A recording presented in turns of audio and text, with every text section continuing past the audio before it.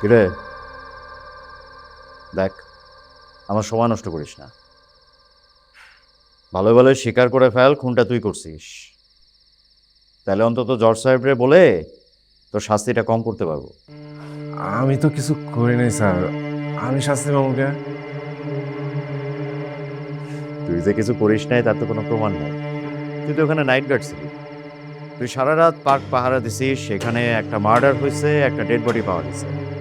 তার মানে হয় খুনটা তুই করছিস, নয়তো অন্য কেউ খুন করছে, তুই তারে সাহায্য করছিস। কোনটা? দুই- দুইটার কোনোটাই নেই স্যার। আমি খুন করি নাই। তাহলে কে করছে? আমি তো কিছু জানি না স্যার কে খুন করছে। তোর কপালে সত্যি খারাপই আছে, এখনো স্বীকার কর।